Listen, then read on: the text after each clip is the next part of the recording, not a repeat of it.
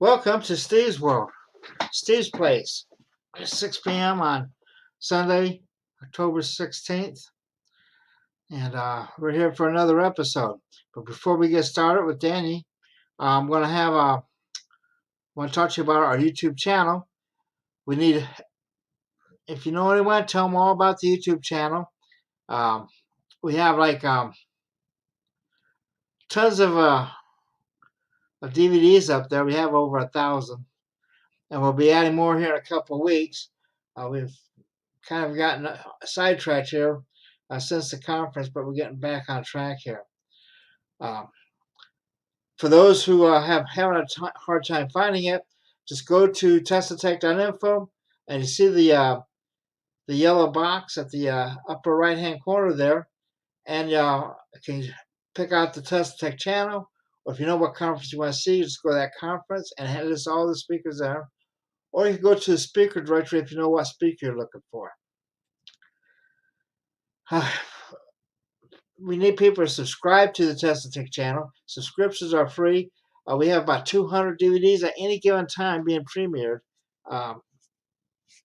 So there's an opportunity to see a lot of stuff for free. We rotate these on a daily basis, so not everything's going to be up there at any given time. Now, if you want to see everything, you can become an exclusive member. It's an extraordinary bargain. For $9.99 a month, you get access to all the DVDs up there, 24/7, anywhere in the world. I mean, those guys in the UK can even watch them from their foxholes, because they even have internet access there. It's a brave new world. And why are these conferences so important? Because we see the past. From the past we can see tomorrow. And by examining what these pioneers did, we can glean information and possibly see a way forward that they didn't see, and also we have a lot of things available to us that they didn't have, especially material sciences. So once again, become an exclusive member. It's $9.99 a month. It helps us out. You get a little badge that goes by your name. If you ever look on the comments in that, people will have badges if they're members. Okay, and then I'd like to remind everyone that we have next year's conference coming up, August 9th to 13th. I have a call for papers out. So if you're interested in doing a presentation, send in an abstract, because I do everything by abstracts. So you can send one in to steve@testatech.info. I'd appreciate it. And we still do have specials going on from our last year's conference as far as DVDs go, so you may as well check it out. I buy two DVDs, get one free. Anyway, without further ado, I'm going to introduce Danny Dubrow. And Danny was a presenter at this year's conference, and he's going to teach us about the macro and the micro universe here. Anyway, without further ado, Danny, I'm turning it over to you. Good evening. Good evening, everyone. I'm going to be presenting some concepts and advanced concepts on the creation of the cosmos and getting into how the ether forms a duality in the universe. I'm going to go through some initial slides, talk about some pictures of James Webb, current discoveries, and then we get into the basically the creation of the universe step by step, galaxy formation, creation of hydrogen, and what the effect of hydrogen has in the universe, black holes, the life cycle of black holes, voids, some white holes, then the etheric element, and then some concepts on what I see tying all this stuff together. What we have here is some images of the James Webb deep field that you're going to see next right here. Get through these. This is an amazing picture. This is James Webb Deep Field. Everything you see here is a galaxy. If you look at the smallest pixel, the faintest dot anywhere on this screen, that's an entire galaxy. And that's just amazing.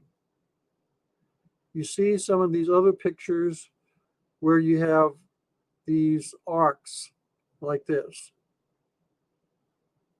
all over. These are gravitationally lensed pictures that are presented here, where they are, or light is bent from around gravitational objects to get into the view of the camera. Some interesting facts about local galaxies. Sagittarius A, that's us. You can see some of the stats about that. On Earth's galaxy Andromeda, you can see how many stars and the size. Stepping out a little bit further, we see in our local group, we have 3 galaxies. We have the Milky Way, the Andromeda, and then we have the Trilogum galaxy. And then around each galaxy, we have clusters of small galaxies orbiting the larger ones. This is a somewhat busy place that we are inhabiting. Here we have a picture, and this is more than likely an artist rendition of galaxy filaments and structures. You can see that in the large, in the filament area, these are strings of galaxies that are forming on bands. The dark areas are small voids wherein there is an underpopulation of galaxies. So they form these kind of black spots. Here is a picture of the current discoveries, and this comes from Hubble discoveries. And we can see that up here, the farthest galaxy Hubble has seen with a redshift of 11.1. But when James Webb came online, we get this furthest galaxy here at this line, and even a further one at this line. James Webb is designed to detect redshifts down to right here to the beginning of the Big Bang. Looking at this one right here in the next slide, we see it's been named gas Z31. Picture of it. This galaxy is the mass of 1 billion suns, which potentially is very surprising, and that is something that we don't really understand given how soon after the Big Bang it formed. One of the researchers have said. This was discovered and penned at 235 million years after the Big Bang. Think about that. That's pretty close to have a galaxy with stars formed that soon after the Big Bang. That's kind of really got busy with that. Here's another gravitationally lensed object. You can see always by these big arcs in the picture. You can just see like a big lens here. They had a discovery in the early universe that this particular galaxy stopped forming stars 12 billion years ago. And it goes right to the heart of the reason why galaxies and stars form, from a gas supply.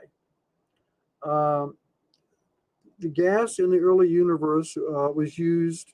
This is now hydrogen gas, so hot hydrogen or ionized hydrogen is used to build stars and which stars form galaxies. In this particular one, everything stopped. Uh, it Galaxy formation were just suspended, and one of the reasons is that perhaps it ran out of gas. There wasn't any hydrogen going in that direction, which is an interesting observation in that we look at today and we have hydrogen flows all over the place. Um, we have galaxies that are still forming and growing, but this case, it stopped. So we have a question. What happened in the early universe that caused hydrogen to be diverted from this area to stop the formation? Here's another very interesting star, HD 140283, known as Methuselah. This star was aged 200 billion, no, 200 million years older than the universe. No, excuse me. Yeah, that's 200,000 years older than the universe. Um, this star was responsible for the recalculation of our universe many times to try to resolve the anomaly. And after 20 years, there is still a 200 million year discrepancy between the age of the star and the age of the universe. Take note, this star is only 190 light years away from us. It's in our backyard. That's kind of close.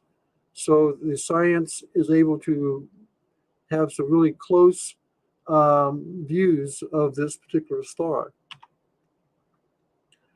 Uh, Here's another interesting find. This star, it survived two supernovas.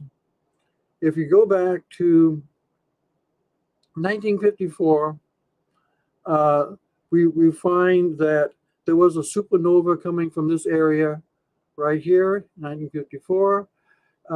We go forward to this time, we don't see any residue explosion remaining. And then in 2014, we get another supernova explosion that looks like this from this site.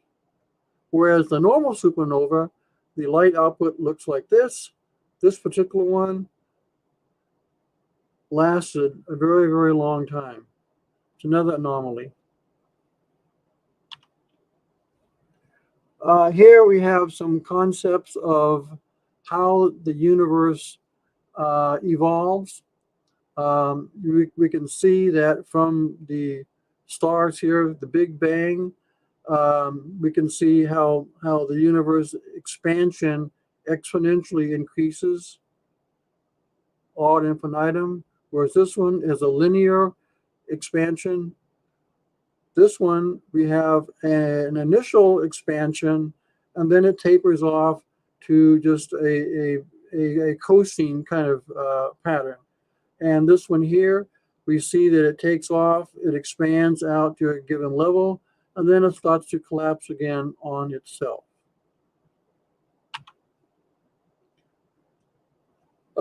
Summary, galaxy filaments are the largest known structures in the universe and look like synapses in the brain, which is something I'm adding. They're the oldest formed galaxy just discovered 235 million years after the Big Bang. Some galaxies stopped growing early on. Maybe their supply of hydrogen stopped. But how? Methuselah, a star, is 200 million years older than the universe. It defies an explanation. The fate of the universe is unknown at this point.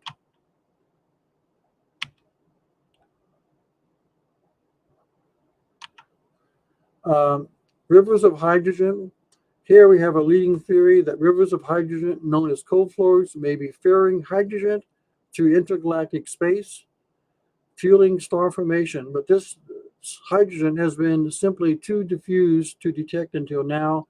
Spiral galaxies like our own Milky Way typically maintain a tranquil rate of star formation. Cold flows, however, would be hydrogen from a completely different source of gas. Down here, um, along these filaments, the hydrogen flows, feeding to galaxies, but they're not so easy to see among the brightly glowing stars and galaxies. The galactic nuclei, the faint emission from the fused hydrogen in intergalactic space, is hard to see. But we're getting better at seeing this.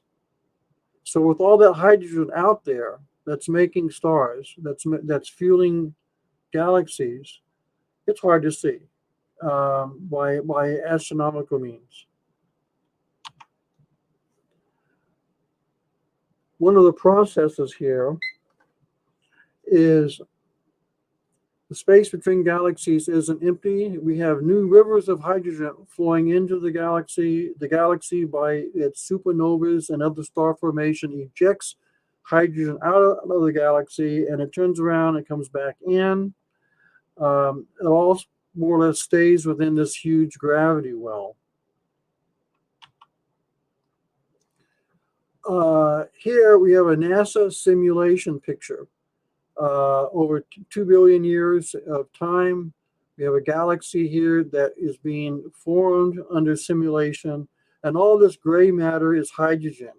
And looking how the hydrogen moves in and gets denser and starts forming stars and galaxies. This is a simulation reveals that gas flows into galaxies along the filaments akin to cosmic bendy or swirly straws. Here's an interesting scientific measurement of hydrogen around the Milky Way.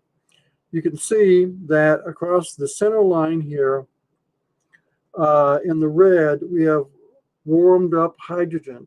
But on the outskirts around the Milky Way, the very light pink is much colder hydrogen, and then it starts getting warmer and warmer as it gets toward the galactic center line here. We can see here the magenta is 1K degree Kelvin. That's pretty cold. And the pale red, 130 degrees Kelvin. That's starting to heat up.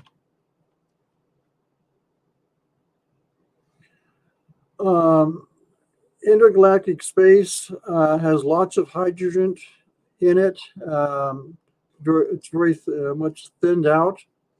But mainly the hydrogen is mostly ionized hydrogen in the plasma, consisting of equal numbers of electrons and protons. The reason that the intergalactic medium is thought to be mostly ionized gas is that its temperature is thought to be quite high by terrestrial standards, so some parts of it are only warm. Intergalactic hydrogen can get up to 10 to the 7th Kelvin, and when it gets closer to galactic cores, it can get up to 10 to the 8th Kelvin or even more. So we have rivers of hydrogen flowing into galaxies as fuel for star formation. What flows into a galaxy is recycled and remains in the galaxy. The Milky Way galaxy is covered in cold hydrogen. The intergalactic medium is mostly ionized hydrogen. Hydrogen is hard to see.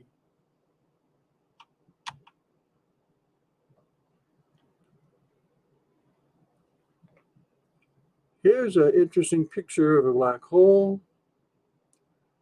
Some background information on the black holes. We have various classes, small black holes, and then larger ones.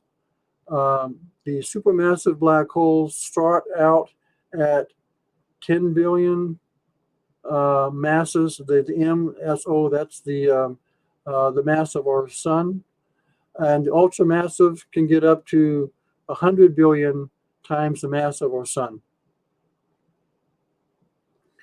Now, supermassive black holes and their event horizon is a very interesting subject. The very, very large supermassive black holes, you can enter the event horizon and not even know it. One thinks that, oh, I crossed the event horizon, I'm going to be stretched and smooshed and all kinds of stuff. Doesn't happen with the big black holes.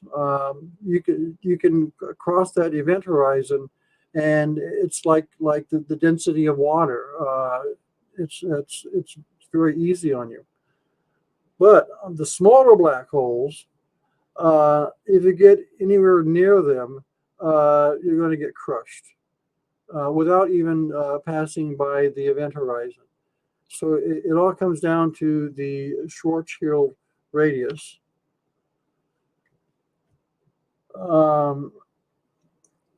Here's an interesting point. To take an astronaut, an object would depend upon the black hole's size. For a supermassive black hole, such as that found at our galaxy center, this point lies within the event horizon. So an astronaut may cross the event horizon without noticing any squashing or pulling, although it remains only a matter of time, as once inside the event horizon, falling towards the center is inevitable. But for small black holes whose Schwarzschild radius is much closer to the singularity, the tidal forces would rip you apart before you even reach the event horizon.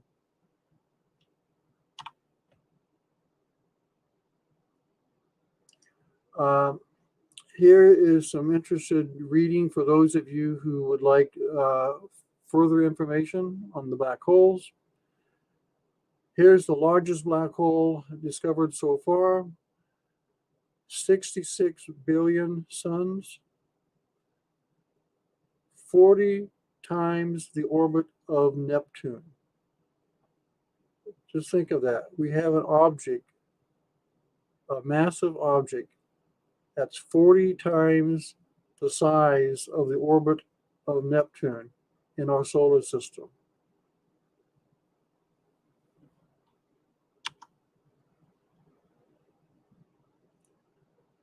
Black hole temperature, since black holes are not radiators, because the universe is warmer, universe is at 2.7 Kelvin, black holes can get down to 1.4 times 10 to the minus 14th Kelvin. So they are absorbers of energy until the universe around them cools down sufficiently. And then at that point, Hawking radiation can begin to melt them down. But this is I'm speaking more of a conventional view of this subject at this point.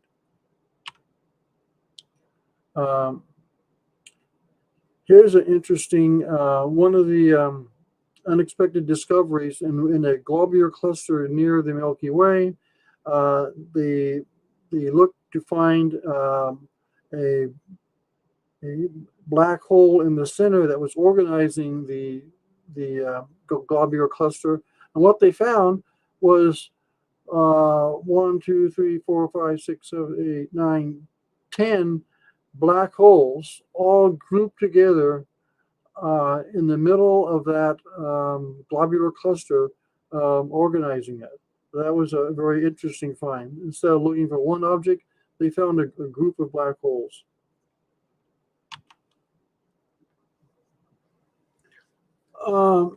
Theory of relativity states that time slows down near black holes due to its extremely strong gravitational field. According to the theory of general relativity, this phenomenon is due to gravity curving space-time in a way that affects all measurements of time, space near a black hole. Here's a alternative theory in development, loop quantum gravity, with a reference to it. This field understands that the singularity in the black hole is incorrect and are searching for something to replace it.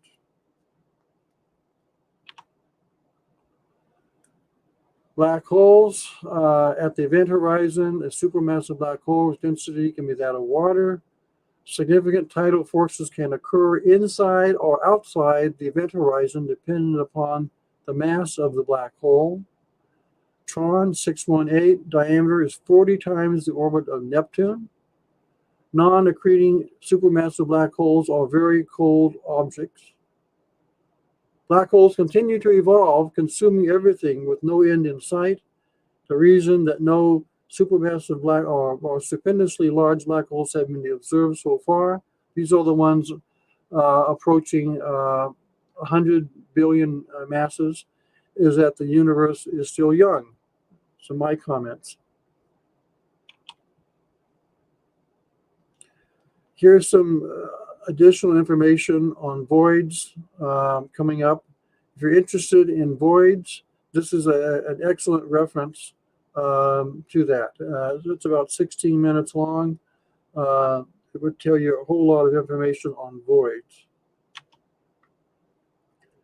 Voids are regions in between galaxies. Now, in earlier pictures, I showed you the galactic filaments and the small voids.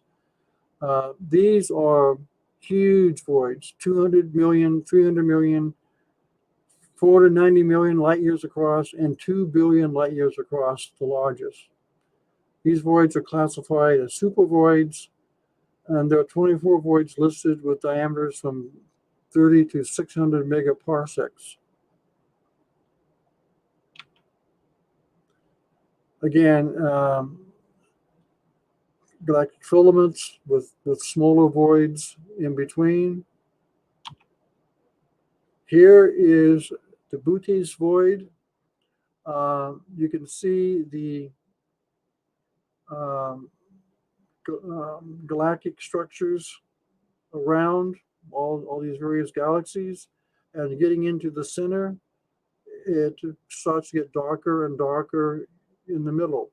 And one of the reasons is that's been presented is that these used to be areas like this, had bridges, and the gravitational force pulled objects away from the center, and like there could be a bridge here, and each side is just pulling the bridge apart, and so that's creating a large void here.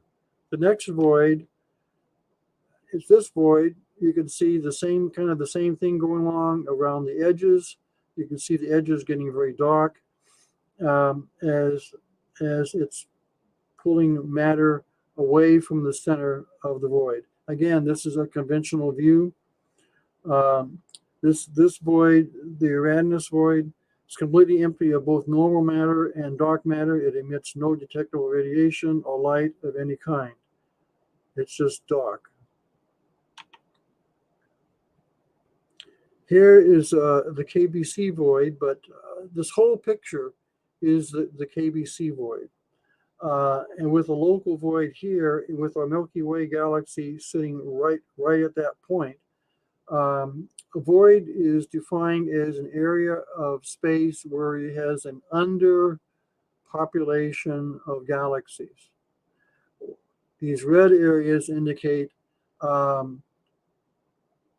more galaxies around here, but taken in total, this whole space is underpopulated. And this next picture, keeping an eye on the Milky Way right here.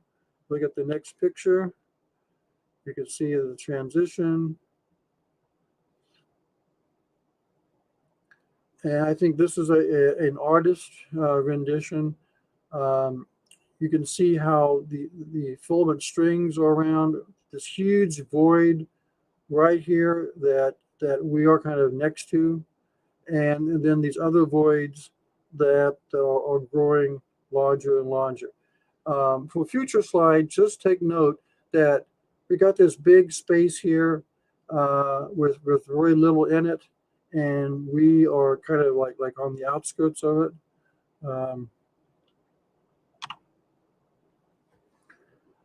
Looking at the cosmos,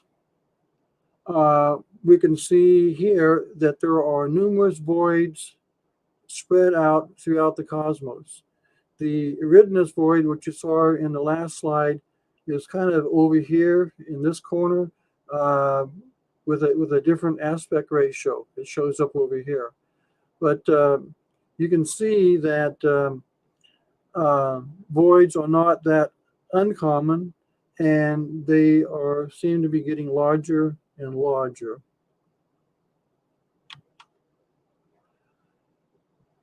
Voids are numerous, some very large. As the universe expands, voids will continue to grow and merge with other voids, as do black holes, seemingly suck up all matter around them.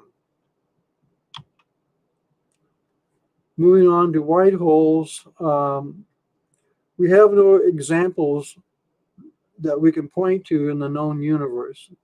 White holes are theorized from general relativity, and these objects are derived from equations for black holes. They operate somewhat in reverse to a black hole as they eject matter. Theorized wormhole has been suggested. Many of us always heard about wormholes, and it's like a black hole sucks stuff in. Somehow it gets converted and sent to a white hole where it gets ejected. That's just one of the theories that's on the table. I don't particularly believe it, but object that emits matter. Okay, a quick read of this. The etheric element that you hear about throughout history, that philosophers talk about, that has been given, has been pointed to as the source of energy that we can't really put our finger on or talk about, but nevertheless, it has an effect with names such as Qui, Prana, Orgone energy, Torsion. Biomagnetism are just a few of the names given by traditions and researchers to this ubiquitous sea of energy.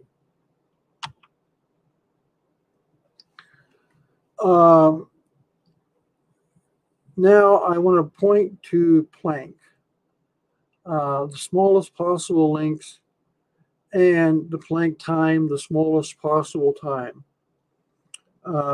These figures deal with this unit as represented in a material universe.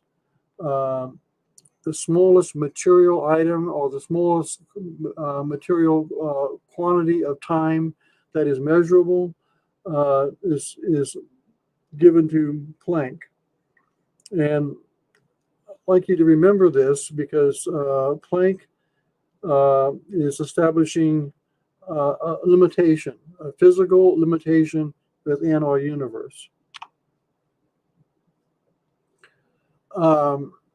This slide, the etheric space, subspace, pre-matter, the mind has a great influence here.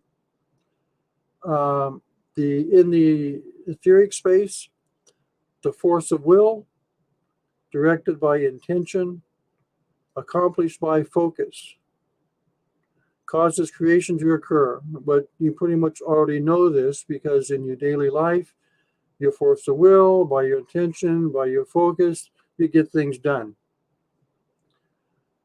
In the physical universe, mind is the builder, physical is the result, and the philosophical notation, I will, therefore I think, therefore I am.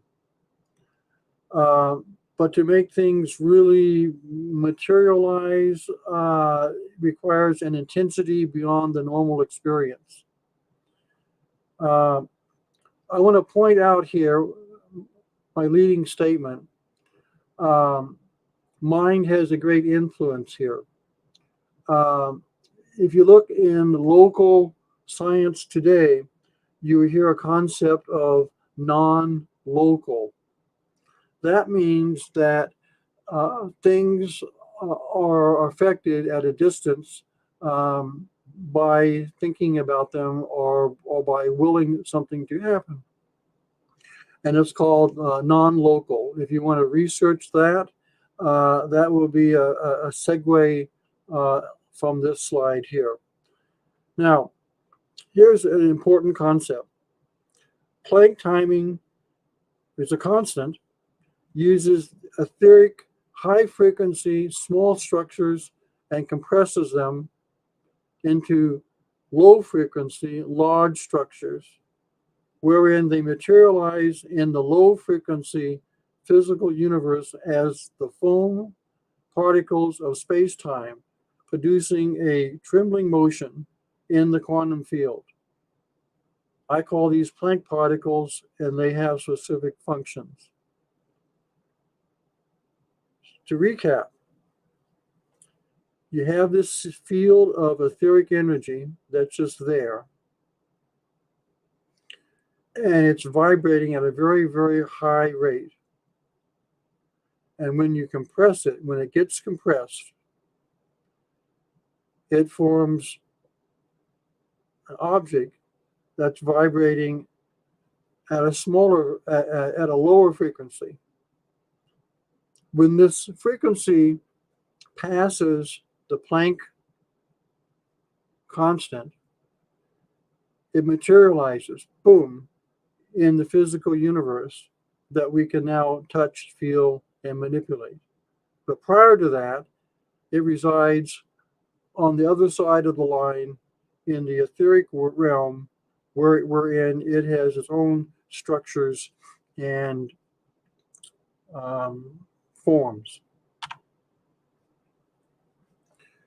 Forms exist in the ether in a high frequency state. Object shapes and forms can be assembled as long as the frequency isn't lowered too much. If it is, then it's seen as material. Examples are the subtle energies, the phantom leaf, thought forms, pyramid power, and etheric flows through matter, creating subtle waves, as in shape power. I want to back up to the phantom leaf. I don't know whether you've seen or heard about Kirlian photography. You take a leaf, you cut the end of the leaf off, you put it on the plate under Kirlian photography, and you see the leaf portion that's been cut off as a part of the leaf. It's still there. How do you explain that? You can explain it in that the etheric had a structure underneath the material which patterned the leaf, and that electrons from the Kirlian photography like to follow those patterns. And so you see the leaf, the portion of the leaf that's no longer there. You see it. It won't be there for very long, but it will still be there.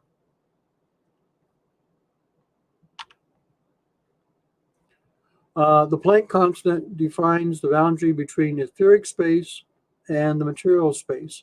Here we have a duality, etheric realm and a material realm. Matter is a low frequency form of compressed etheric energy. The mind can influence how ether concentrates and moves. What is the destiny of ether? It's eternal. Now, definition going forward here. Thin space, I will be referring to thin space, and the definition would be a low concentration of ether. And thick space refers to a high concentration of ether. And I will explain how these are used going forward from here.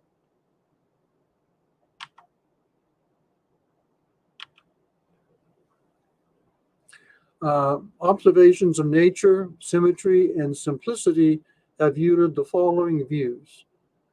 There is only one force. The universes recycle. Large voids or white holes and create matter, H2. Dark matter energy is really ether. A black hole can explode. That's a big A. It's just one black hole. Gravity is a pushing force. Subatomic particles leak ether. Black holes leak ether. And sustaining Planck particles stream ether. I'll explain next the sustaining Planck particles and how they figure into this. But first, hydrogen and white holes. It seems that after this period of time that hydrogen would get used up by now. We've got examples of the formation of galaxies stopping because hydrogen probably ceased to flow to it. But yet in other places, we got hydrogen just cooking things up all along. So what's actually going on here? I advance the view that voids are reservoirs of etheric energy, that they produce hydrogen intermittently. That's electrons and protons. Consider the universe as having a median energy density. A black hole resides at the bottom, whereas a white hole can be viewed as a mountain, or rather a volcano, not very high, but large. When enough ether is accumulated, hydrogen is created and travels downhill into filaments at the edges of voids. As voids expand, the landscape rises, causing galaxies to slide downhill too, which is inflation, cosmic inflation. Here, there are three processes. One, inflation, galactic mergers through gravity wells, and the hydrogen that's produced provides a push to the galaxies as well. Depending upon the varying topology of the white hole, hydrogen may be sent in a given direction.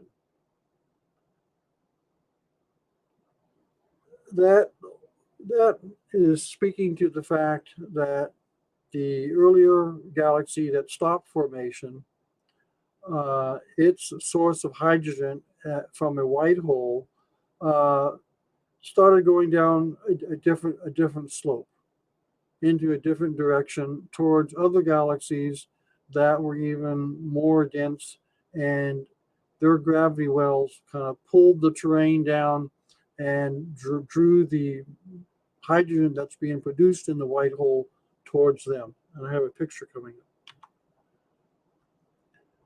How is the functioning of particles sustained? Where does the energy come from? We know we have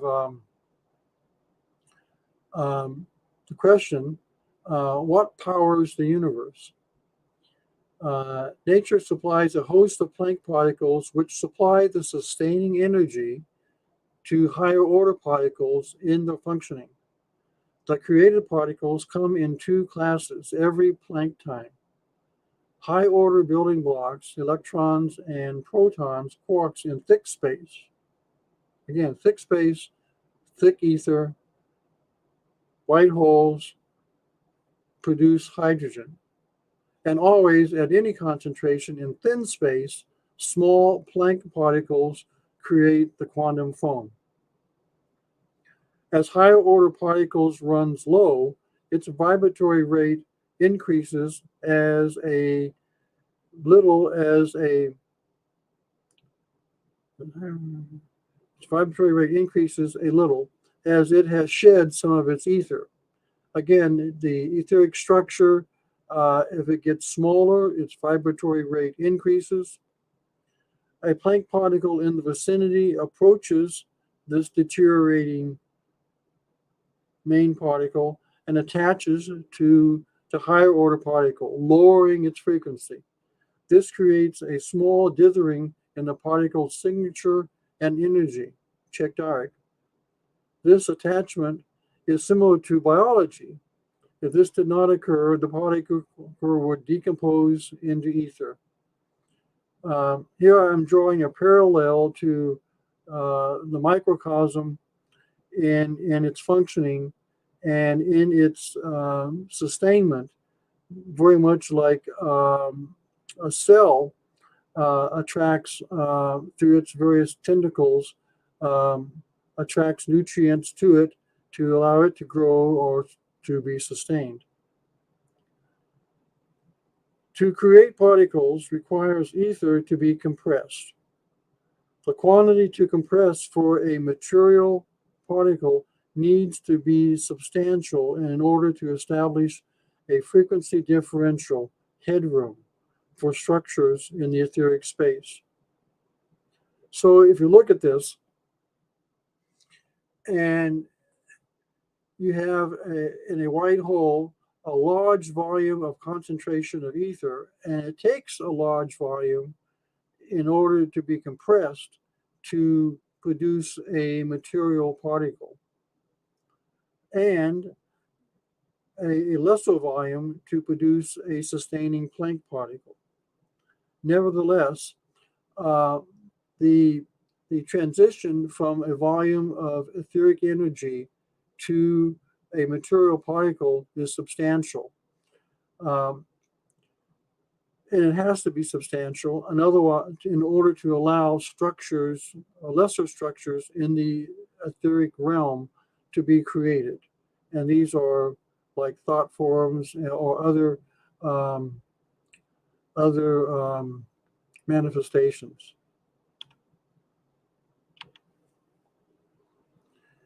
Here, a Planck star in loop quantum gravity will explode by establishing a limit, Planck size, to which matter can be compressed.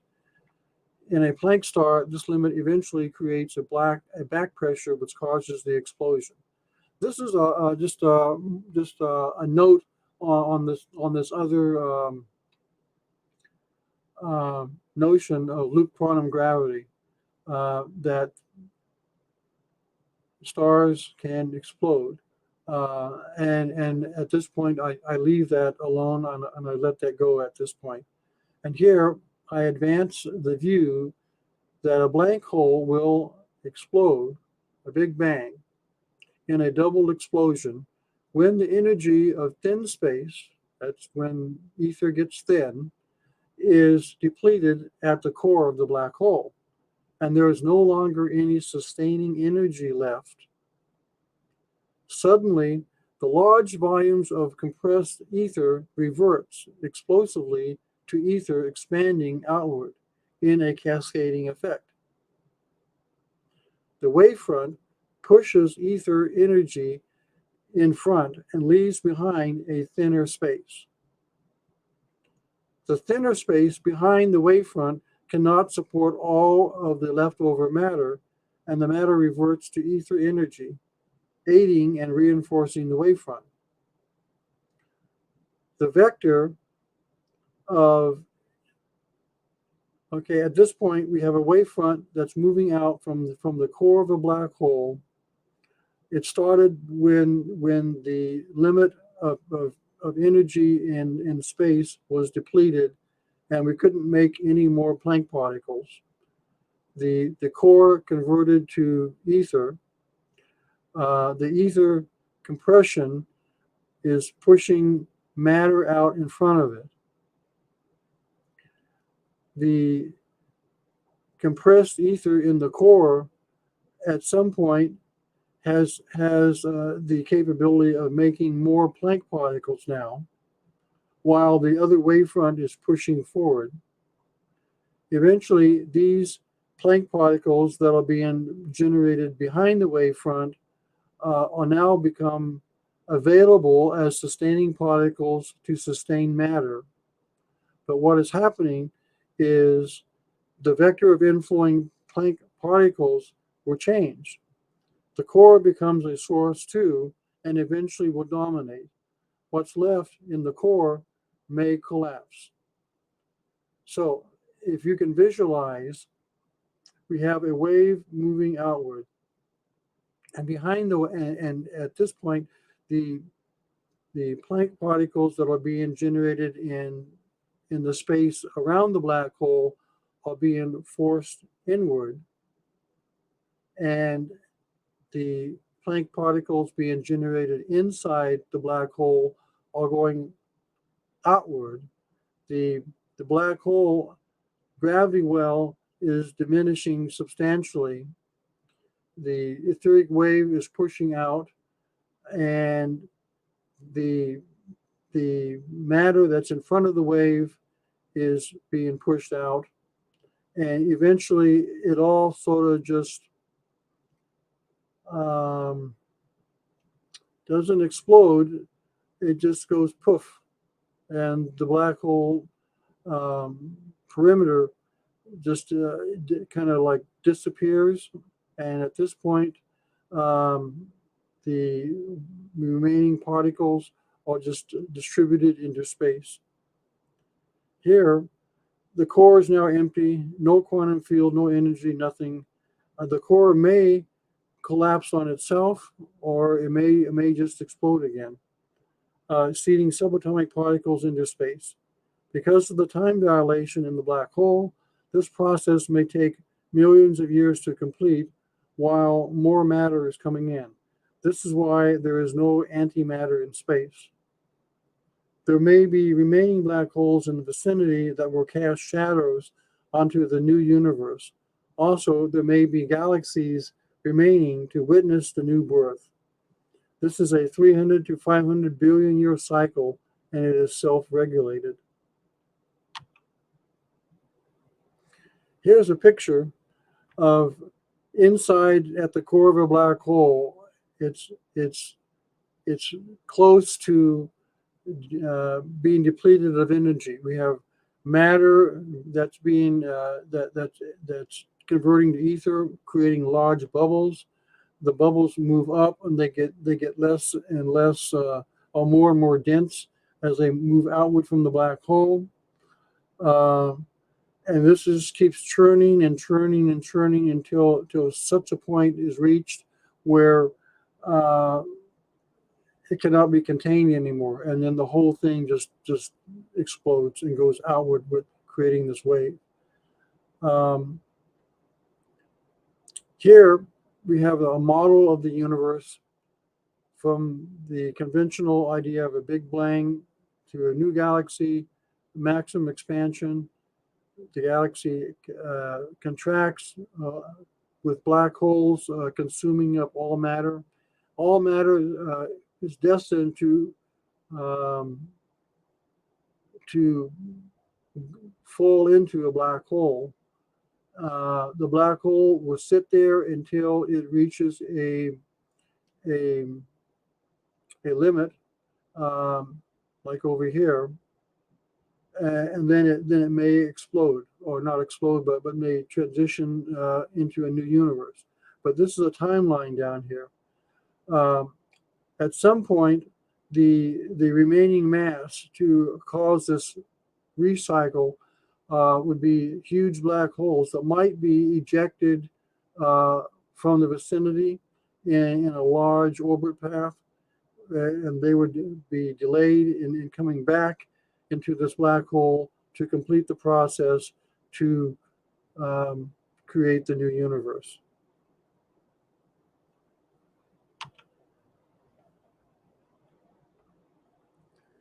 The duality. The universe is set up with two poles, the etheric and material. These two comprise the duality. Energy flows in both directions between these two poles. White holes collect and concentrate etheric energy to make matter. Matter is destined for black holes. Black holes collect and concentrate matter, releasing etheric energy, information theory. What goes in to black holes? Been a good question. There's nothing that comes out. Well, ether comes out, and it would fulfill the information theory people. The ether energy to travel back to the white holes. The respective concentration of each is a sliding scale between the two poles. The two mix together like oil and water. They prefer to separate and mix when agitated, as in cosmic filaments. You can see the separation. Matter has one channel that it flows, and the dark areas is where the ether is flowing. But there are uh, places where they intersect and mix. The etheric production of matter is guided by its concentration. When the resource is low, fewer Planck particles can be made. This creates a sink for more Planck particles to flow to. This is a foundation for gravity. Mass consumes Planck particles. Free space sees Planck particles expiring with a half-life, returning their ether. Meanwhile, Planck particles stream their energy according to the local concentration of ether. This has important ramifications for subtle energies and for the multiverse. So what am I saying here? You hold a brick in front of you, concrete brick, whatever, and it's more massive than its surroundings. At the quantum level, Planck particles are being produced, and the brick has more matter, so it's going to have a higher need for more Planck particles to get into it to keep the matter alive. And so the matter becomes a sink to the Planck particles that are being produced within it and around it. And so we have a small gravity well around this piece of matter. And that same concept flows to planets, to stars, and to galaxies.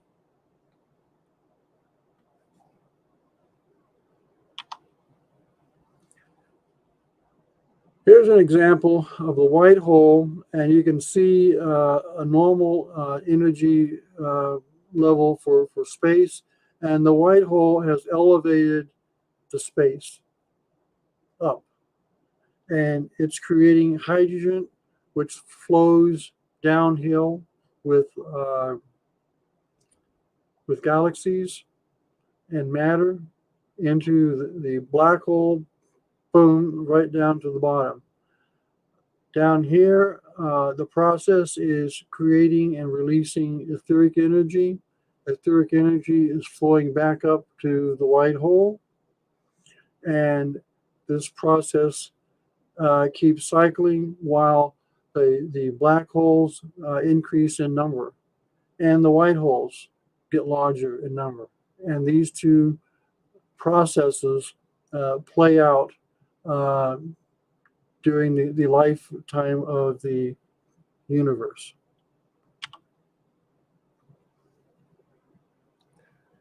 Relationship between ether and matter.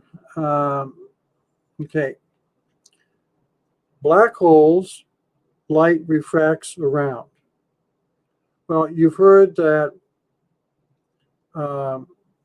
gravity wells or gravity lensing, when light moves past the gravitational body, it bends around the body.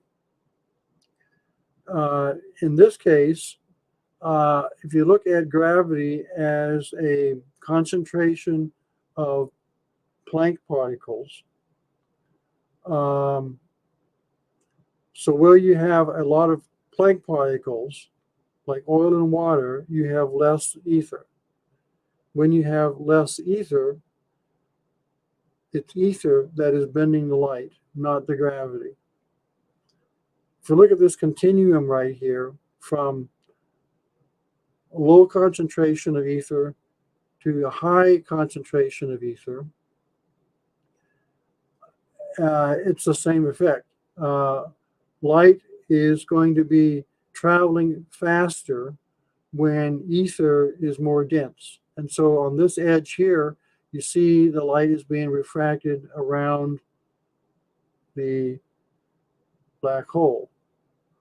Whereas approaching a white hole, you can see that light is being refracted away from the white hole. Going back here, you can see that from this nominal energy density of the universe, the separation here above isn't that great, but it's very large. Whereas down here, the black hole, it's very large, but the separation is very small. So you're going to see a much larger refraction of light with the black hole, and a very small refraction of light with the white hole. Light travels in the ether, not in physical space. Light travels faster in thicker ether and thicker space. Properties. Thick space, time is accelerated, frequencies are higher, energy consumption is higher, light speed is much higher than c, particle size is made small, and it's hot. Radio frequencies from this space much higher than expected, very high. Conversely, what we know already about black holes, time is slowed, frequencies are slower or lower, energy consumption is low, light speed is very low, particle size is enlarged and it's cooled. Some of the effects are cold electricity, Snell, ball lightning, haunted house cold spot. Not that these are going to be extreme events, as in a black hole, but in normal everyday life, if the space is a little bit thinner, you might begin to see some of these effects. Radio telescope, the frequency much lower than expected, like way below 1 hertz. One cycle taking thousands of years to complete one cycle, which goes along with the time dilation in a black hole.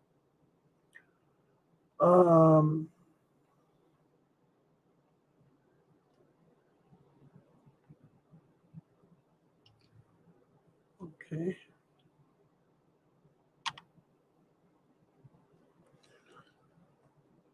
Gravitational constant, I would suggest the reformatted in terms of Planck particle consumption and etheric density. You'd have a better handle on that. One of the segues from that would be when you put two really strong magnets together in contention, you'll find that the gravitational constant changes. Planck and relativity. As a reference standard for the universe, recognize that these determinations are based upon characteristic properties inherent in the etheric space, therefore remain unaffected in the material space. Planck is defining the boundary between the two dualities, and it's a line in the sand. And what that standard is unchangeable and immovable. As an example, if you are the point of reference in thin space, time is dilated and Planck time becomes very fast. In thick space, Planck time is very slow. That's if you look at this from a material perspective. But if you look at it from a universal perspective, you will find that Planck is always the same measure. So If you measure Planck to be fast or slow, it indicates the amount of time dilation you are experiencing and the corresponding density of the ether in the measurement environment. So if you take Planck as the constant. The speed of light is seriously altered at the extremes as well, much more for black holes. Mathematics reorder all quantities in terms of the Planck constants, and you'll probably find better correspondence and interesting relationships between the various parameters. And as an example of time dilation, here we have a Planck time pick as a constant. And if you're in a white hole, seemingly the time is increasing for you because your measure of time is getting faster and faster and faster, whereas as compared to Planck. Whereas in the black hole, again, Planck is just ticking along at the same rate, but your perception of time gets spaced out longer and longer and longer. For a white hole, the etheric density starts to increase a bit right here. A particle base frequency starts to increase right here. Again, when the base frequency gets too high, the particle disappears. It becomes subspace. Particle size goes from small to larger. Now, as we get up here toward the black hole, we can see the etheric density drops, particle size increases. Yes, particle size increases, and the particle base frequency goes low. So in a black hole, particles become larger and larger until they just disassociate. They become ionized and fall apart. And then in that disassociated state, they can be compacted even greater because their frequencies are changing and the amount of energy, sustaining energy that they need is diminishing because their frequency is diminishing along with the time dilation. This is my attempt to illustrate the cycle of the universe. We start right out here at the beginning. We see the blue is the quantity of white holes. Here at the size of the white hole. So the quantity of white holes, there's one large white hole, and then suddenly it fractures and went into very many white holes. As the white hole quantity diminishes, again the white hole sizes grow and grow until we get back to the beginning here. The black hole quantity doesn't begin until after some period of time initially, but the white hole quantity starts increasing up to here to this point. Then it starts to decrease. Here, the black hole size keeps getting larger and larger and larger and larger, and then right here at the very end, we get up to this huge singular black hole that then eventually dissolves, and the system reverts back to the beginning. Hydrogen production, in the gray, we see hydrogen production diminishes, and then as the universe grows, hydrogen production steadily increases. Star formation. In the early universe, stars increase, come along here. Then as black holes begin to dominate, stars diminish until they are consumed. Uh, red is inflation. We see here a steady inflation rate up to a point, and then the inflation rate begins to diminish around where the black holes begin to dominate, and then we have deflation out to the again the recycle point. Space effects. Um, Light traveling from afar is bent and refracted around objects. Its speed changes too as the wave passes through thick and thin regions of space. Again, there are going to be flows with this ether flowing um, from region to region.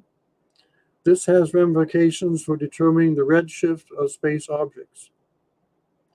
Bumpy space, with natural flows occurring, space can contain artifacts of thinner space and thicker space in regions similar to weather.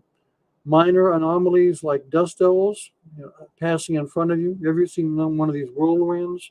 You're standing on a pavement or asphalt, and it just swirls around in front of you, a little circle of dust. Um, Kind of interesting. Um, to major tornadoes and hurricanes with associated effects.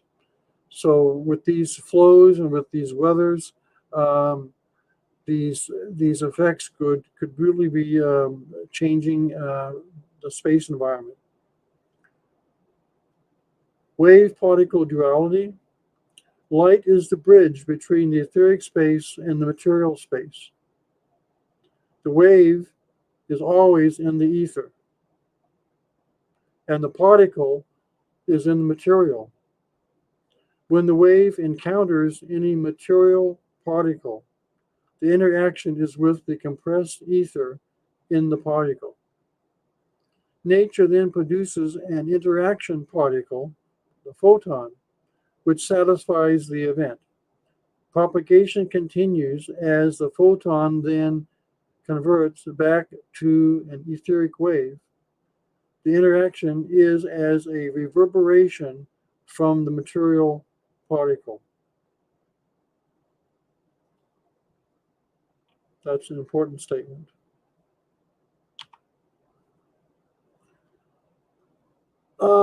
This system of the universe, it's basic thermodynamics. The first law of thermodynamics states the energy of a closed system must remain constant. So what we have here, we have a system of compression of the etheric, followed by decompression, followed by recompression. And that's the cycle that goes around and around.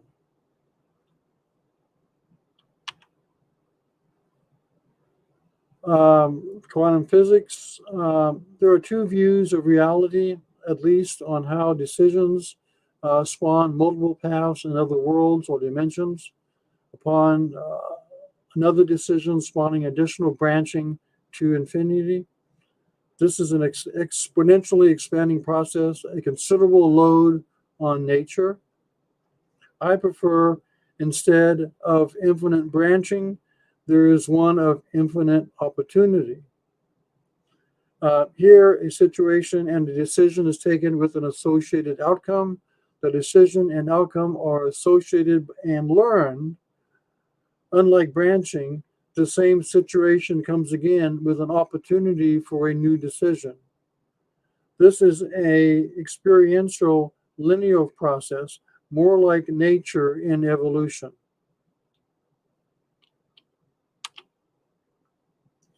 And the Drake equation. There is much talk about this. It was originally created as a way of at least talking about advanced civilizations in the universe.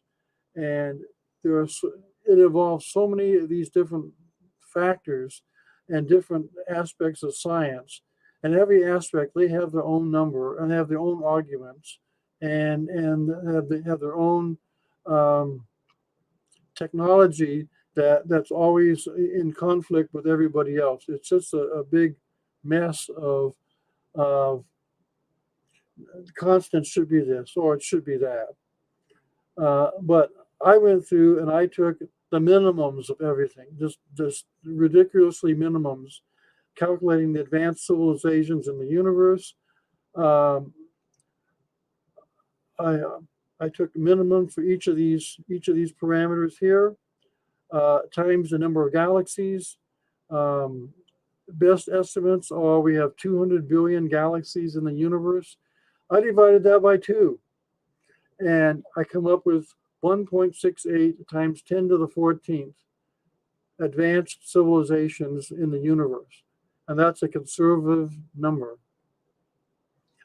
Now, if you add that's just civilizations. If you add the populations of those civilizations and other life forms, we have a universe that's really teeming with life.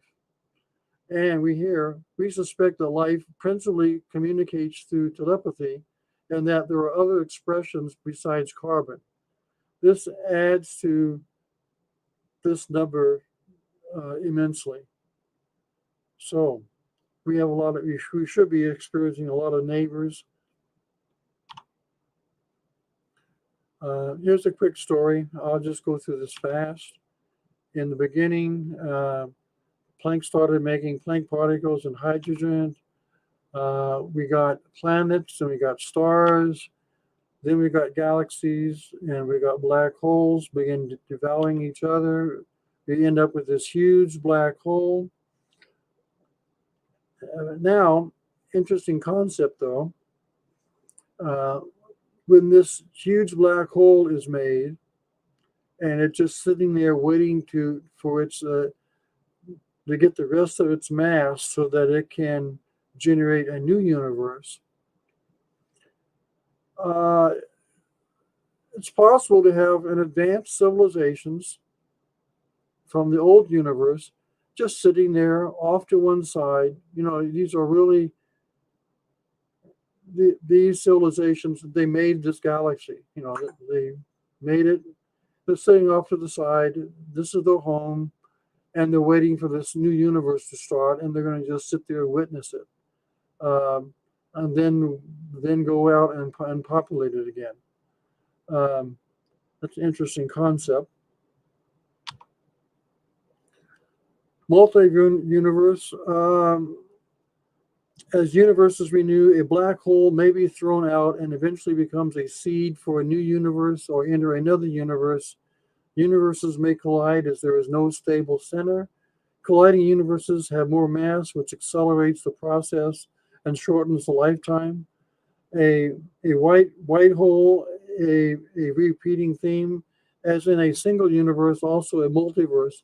See why Planck particles have a half-life. Planck particles have a half-life because they cannot be always increasing in number in spaces like this. If they're not used, they give up. They give back their ether, and then they get reproduced again. So there's some sort of balance that's created. Here, these white spots are new universes within this multiverse. And you might see in some places, like if you can see here on your screen, there's a tiny black dot here, and there's some other black dots up there. Black holes just floating around, waiting to build a new universe. And then we have other realms, like this blue one we just talked about, having all the time to travel among all the to travel all through the various universes. So if you have a universe that's faded and about to uh,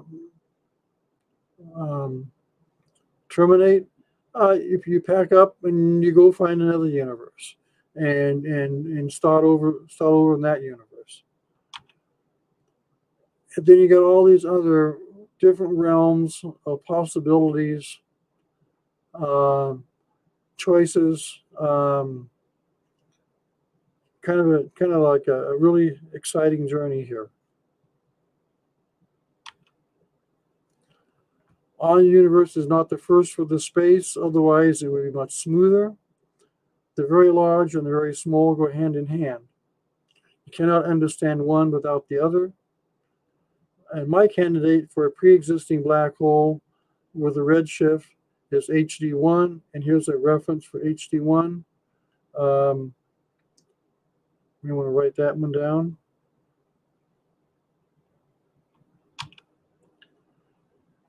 Summary. Nature is tidy and efficient. What it does not use, it recycles. Nature loves symmetry. It's always looking to reuse and reapply a principle in a different application, like the Planck particles keeping matter alive, and then in biology, and there's other principles like that you can find all over the place, just repeating themes. Nature economizes, seeks the least common denominator, the fewest steps, the simplest solutions. The quantum foam now has a purpose, a supply of Planck particles to keep everything running. High order particles leak ether until they are replenished by a Planck particle, which is also streaming ether. If a particle isn't replenished, it will leak and decay. Gravity results when Planck particles flow towards matter to sustain it. Matter consumes Planck particles, creating a local energy deficit in the quantum field, a gravity well. Waves propagate in the ether. Particles exist in the material and are subject to density variations. Planck parameters are inherent properties of the etheric space. There is only one force. The nature of nature is to create particles. I want to say that again. The nature of nature is to create particles. You have all the time you want and need. A spiritual being having a material experience. Here are some more references, just a summary of references.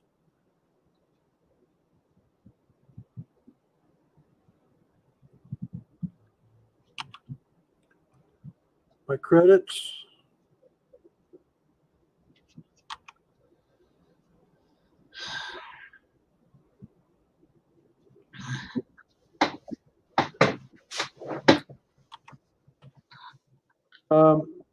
Here I have something else that's important to get out.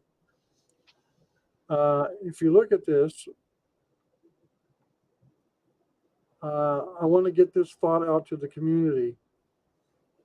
Here we have two identical twins, identical in every way, down to the number of hairs on their head. So what makes them different? Twin A went to ASU and received a degree in mechanical engineering. Twin A went to ASU and received a degree in biology. Now there's a tasty bone in a high place. Who's most likely to get it first? History will decide the outcome. Now we have two electrons. One lives in a quartz crystal and the other in a sulfur deposit. The sulfur made it into a battery. We extract the two electrons and examine each. We look at their radiation and discovered, besides the primary frequency, harmonics in the signal. The first has a line at quartz, and the second has lines at sulfur, lead, and copper. Now considering a chemical reaction, one electron being a little better than the other due to its history. The electron can be modulated and is also a carrier of its history. The electron can be modulated and is also a carrier of its history. This is not modulation like radio frequency modulation, where the electron is being manipulated. No, the electron itself, as it travels from substance to substance, absorbs and the frequencies that it encounters along its journey.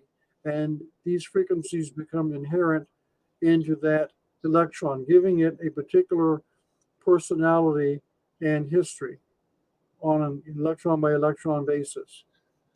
This is an important concept to get to.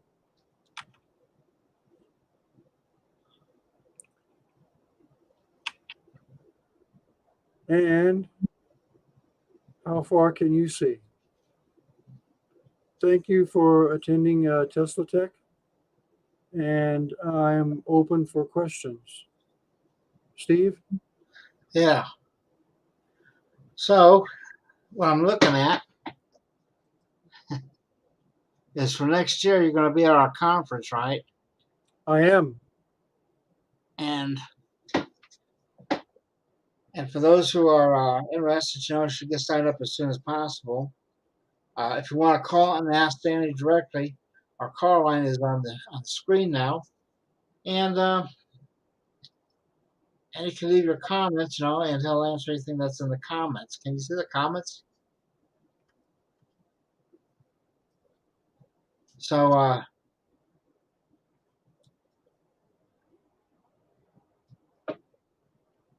okay, how much time does planet Earth have left to exist?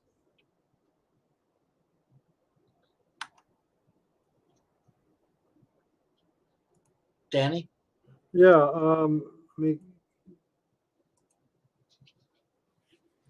Okay. Okay. Is there a question?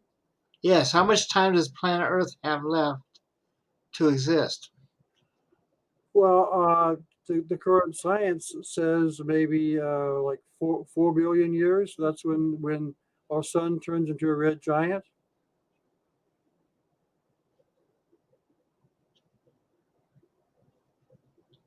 Sometimes, these the questions on the universe, is way beyond my realm. Um, but I do find some of the stuff pretty fascinating that you talked about tonight.